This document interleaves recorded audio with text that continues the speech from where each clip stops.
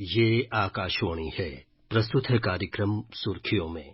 इसके अंतर्गत सुनिए राष्ट्रीय हथकरघा दिवस, हथकरघा क्षेत्र के लिए प्रमुख योजनाओं और पहल पर चर्चा। इसमें भाग ले रहे हैं राजनीतिक विश्लेषक विनय कुमार और कार्यक्रम का संचालन कर रही हैं अनुभा रोहतगी। गुजरात की पटोला और बांधनी से लेकर असम की मेखला और गमूसा तक, मध्य प्रदेश की महेश्वरी और चंदेरी से लेकर ओडिशा की संबलपुरी तक, उत्तर प्रदेश के बनारसी रेशम से लेकर तमिलनाडु के कांजीवरम और तेलंगाना के पोचमपल्ली इक्कत तक, भारत एक समृद्ध हथकरघा विरासत का देश है और हैंडलूम हमारी न सिर्फ विरासत है बल्कि हमारी पहचान भी है।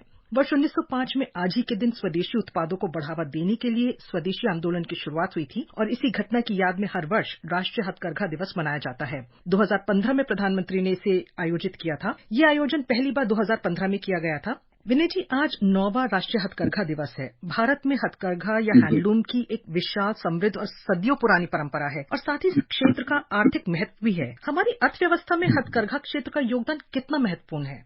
अनुभा जी, आपने ठीक कहा। हमारी जो आर्थिक व्यवस्था है, पूरी इकोनॉमिक एस्पेक्ट इसका काफी विस्तृत है। अगर देखें, हथकरघा जो उद्योग अभी फैला हुआ है, इसमें कम से कम 1,75,000 MSMEs जो हैं, छोटे और लघु उद्योग, वो इससे जुड़े हुए हैं। जैसा आज प्रधानमंत्री नरेंद्र मोदी ने सुबह कहा कि जो इसकी इंडस्ट्री में करीब 1,30,000 करोड़ रुपए और 600 टेक्सटाइल के जो क्लस्टर्स हैं, वो पूरे देश में खुले हुए हैं। तो आप इसी से खुद अंदाजा लगा सकते हैं। जैसे आपने खुद कहा कि पटोला से लेकर बनारस की साड़ियों तक, बनारस के जो हथकरघा उद्योग हैं, वहां से लेकर दक्षिण से लेकर उत्तर तक और पूर्वोत्तर तक इसकी जड़ें फैली हुई हैं। तो एक तो इसका जो आर्थिक एस्पेक्ट है, आर्थिक जो इसका पहलू है, वो काफी विस्तृत है। पूरे देश में उसकी फुटप्रिंट है, तो ये बहुत ज्यादा महत्वपूर्ण भी हो जाता है। आज हम राष्ट्रीय हथकरघा दिवस जब मना रहे हैं, 2015 में जैसे आपने बताया शुरू हुआ था, तो ये बहुत महत्वपूर्ण हो जाता है कि हम इसको और आगे ले जाएं और जिस तरह से लोग इसमें जुड़े हुए हैं उससे और ज्यादा जुड़े।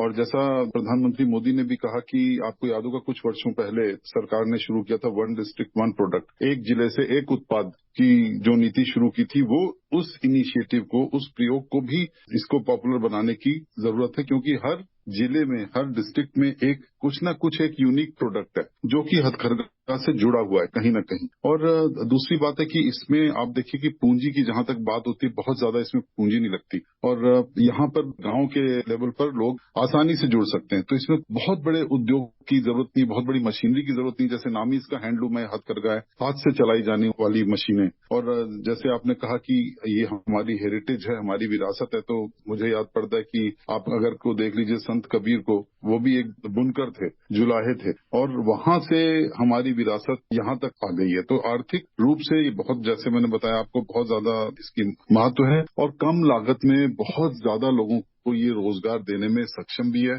और सिर्फ खेत की बात ये कि उसका जितना पोटेंशियल है वो उतना देश में रियलाइज नहीं हो पाया अभी तक। तो जैसा प्रधानमंत्री सुबह कह भी रहे थे कि जो 1,30,000 करोड़ रुपए की जो टेक्सटाइल इंडस्ट्री यहाँ तक पहुंच गई है और 600 टेक्सटाइल क्लस्टर जो देश में खुले हुए हैं, इनको और ज्यादा अवेयरनेस बढ़ाने की जरूरत है और ज्यादा इसके ऊपर काम होना चाहिए और ज्यादा लोगों में इसकी अवेयरनेस होनी चाहिए, और ये जिससे कि नई ऊंचाइयों को, नए आयामों को छुए और नए नए रोजगार के अवसर पैदा करे कम खर्चे में। और आपने एक और बात कही शुरू में, सस्टेनेबल डेवलपमेंट की, तो वो भी इससे आर्थिक पहलू से ही जुड़ा हुआ है। जी, सस्टेनेबल डेवलपमेंट की तो हम बात करेंगे, पर उससे पहले मैं आपसे एक और सवाल करना चाहूंगी कि महिला बुनकर, खासकर ग्रामीण क्षेत्रों में, इस उद्योग की निरंतरता और सफलता के लिए बहुत महत्वपूर्ण है। इनफैक्ट एक अनुमान के अनुसार हमारे देश में इस उद्योग में 70% से अधिक महिलाएं हैं। और अगर इसे दूसरे तरीके से देखें तो हथकरघा क्षेत्र महिलाओं को सामाजिक और आर्थिक सशक्तिकरण भी प्रदान करता है।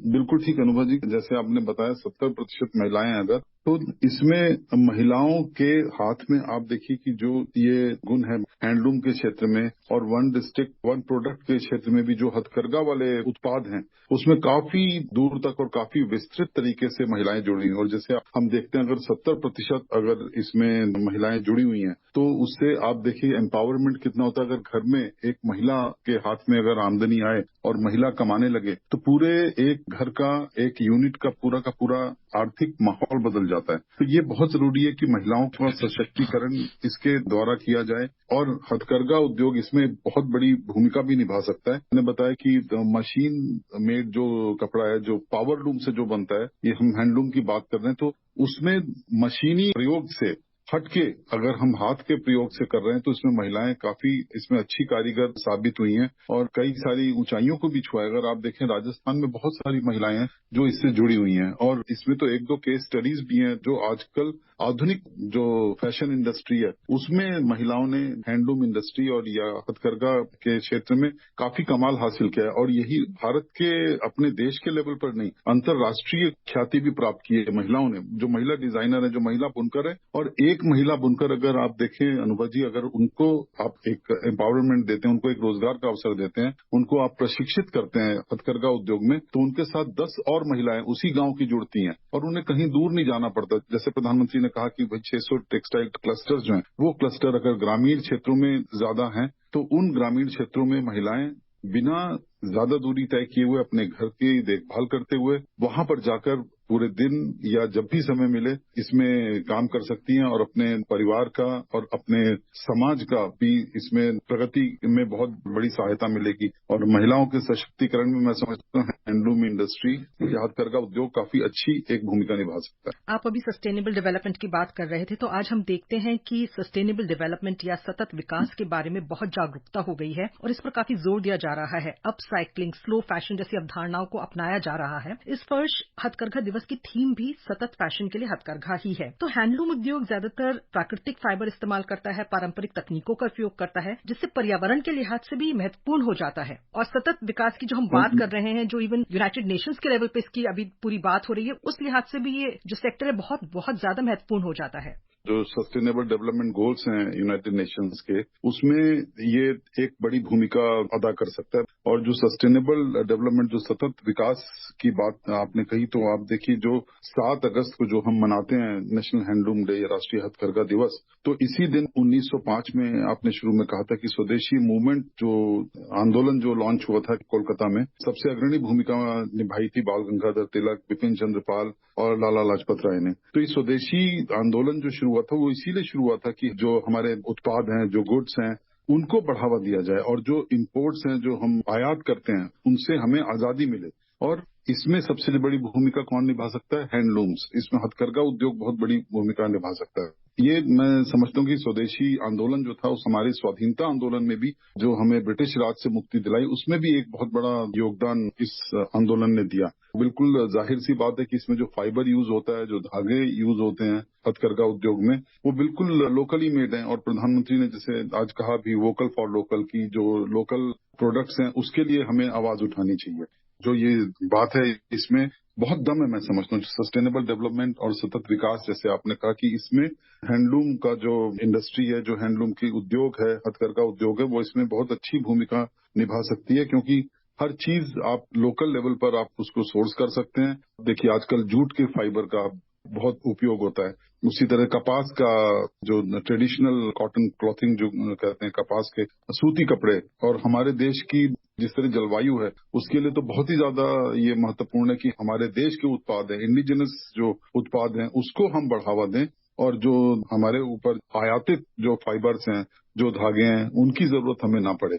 दूसरी तरफ से ये भी रहता है कि बहुत ज्यादा इसका प्रयोग बड़े आराम से किया जा सकता है। आपने प्रधानमंत्री की आज बात कही, तो प्रधानमंत्री नरेंद्र मोदी ने आज एक समारोह में भाग लिया जहां उन्होंने कपड़ा और शिल्प का भंडार, एक ई पोर्टल लॉन्च किया और उस दौरान उन्होंने ये भी कहा कि सरकार का प्रयास है कि टेक्सटाइल सेक्टर से जुड़ी जो परंपराएं हैं वे न सिर्फ जिंदा रहें बल्कि नए अवतार में दुनिया को आकर्षित करें। तो आज के फैशन ग्राहकों की बदलती मांगों को पूरा करने के लिए हर उद्योग में नवाचार या कहें कि इनोवेशन की आवश्यकता है और विशेष रूप से हथकरघा जैसे उद्योग के लिए तो ये और भी जरूरी है क्योंकि ये फैशन से जुड़ा है। तो इस संदर्भ में ये सुनिश्चित करने के लिए सरकार और निजी उद्यम क्या कदम उठा रहे हैं और कैसे कदम उठा सकते हैं?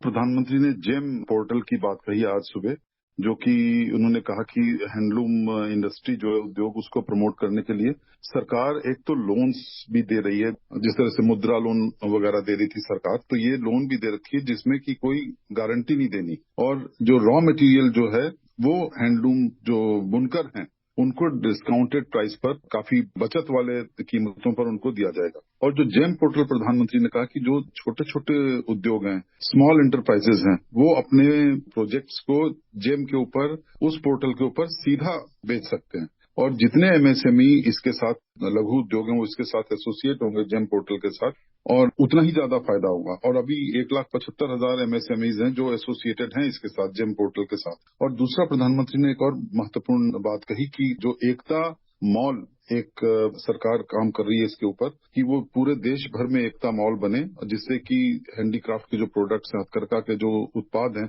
वो सारे के सारे राज्यों में उपलब्ध हो सकें और उनकी मार्केटिंग हो सके। और जो ये वन डिस्ट्रिक्ट वन प्रोडक्ट, एक जिले का एक उत्पाद वाला जो इनिशिएटिव सरकार ने शुरू किया था, उससे भी जो विभिन्न जिले हैं उनके प्रोडक्ट्स को भी लॉन्च करने में एकता मॉल से मदद मिलेगी। और उसके अलावा प्रधानमंत्री ने ये भी कहा कि जो ई पोर्टल है भारतीय वस्त्र एवं शिल्प कोश, ये है एक टेक्सटाइल और क्राफ्ट, इसमें दोनों सम्मिलित हैं। और national institute of fashion technology, हमारे देश का जो बड़ा प्रतिष्ठित संस्थान है, NIFT का, टेक्सटाइल मिनिस्ट्री के अंडर जो काम करता है, उसमें वो इसके ऊपर काम कर रहा है। तो मैं समझता हूँ इसकी रीच, इसकी पहुंच जितनी ज्यादा बढ़ सके, उतना ज्यादा इसको न केवल भारत में बल्कि पूरे विश्व भर में एक मार्केट मिलेगी। और काफी बड़े पैमाने पर जैसे सरकार ने बड़े गंभीर इसमें प्रयास किए हैं इसको आगे बढ़ाने के लिए 2015 के बाद से। तो मैं समझता हूँ जरूर ये जो प्रधानमंत्री ने जिस तरह कहा कि ये रंग जरूर लाएगा, फलीभूत जरूर होंगे सरकार के जो ये प्रयास हैं।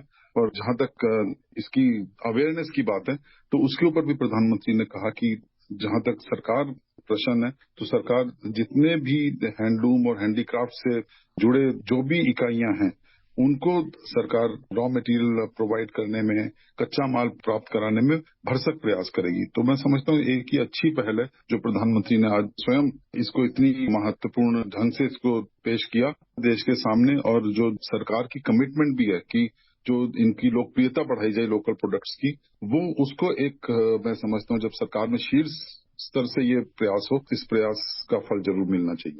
जब बात वोकल फॉर लोकल की आती है, जो कि प्रधानमंत्री ने एक नारा दिया था, उन्होंने आज कहा भी कि अब जो ये नारा है ये एक जन आंदोलन बन गया है। और इसके साथ अगर हम सरकार की स्किलिंग इंडिया जैसी स्कीम्स को बढ़ावा देने की बात करें, तो हैंडलूम उद्योग को बेहतर बनाने में ये वोकल फॉर लोकल और स्किलिंग इंडिया स्कीम्स कितनी मदद कर सकती हैं, और दूसरी तरफ हथकरघा सेक्टर जो है वो मेक इन इंडिया और आत्मनिर्भर भारत की सफलता में कैसे योगदान कर सकता है? जैसे हम बात कर रहे थे सस्टेनेबल डेवलपमेंट, सतत विकास की जो बात कर रहे थे, और दूसरी बात जो हम कर रहे थे कि इसमें बहुत कम लागत लगती है, आप बहुत कम लागत से उद्योग आप शुरू कर सकते हैं। और जो हमारे देश की विरासत है, जो पूरे विश्व में जिसका लोहा माना जाता है, उसको आगे ले जाने में अगर हमारे पास अच्छे कारीगर हों, हम उनकी स्किल्स को, उनके जो कुशलता है उसको और पैनी धार दे सकें। और वोकल फॉर लोकल का मतलब ये कि जो हमारे लोकल प्रोडक्ट्स हैं उनके बारे में लोगों में अवधारणा ऐसी हो कि पता रहे कि हाँ, ये चीज तो, ये कच्चा माल और ये फाइबर, ये धागे तो हमारे देश में ही उपलब्ध हैं, तो हमें बाहर से लाने की इसमें कोई जरूरत ही नहीं है। कई साल पहले जो चीनी रेशम था उससे बहुत प्रभावित थे वहां के बुनकर। हमारे देश की लोकल प्रोडक्ट्स के ऊपर अगर हम ध्यान देंगे तो इस तरह की जरूरत ही नहीं पड़ेगी। और दूसरा, इससे जैसे आपने कहा आत्मनिर्भरता बिल्कुल बढ़ेगी। आत्मनिर्भरता तो हमें बाहर की तरफ मुंह उठाने की जरूरत ही नहीं है, और हम इन सबको इम्पोर्ट भी कर सकते हैं, बाहर के देशों को निर्यात कर सकते हैं। ये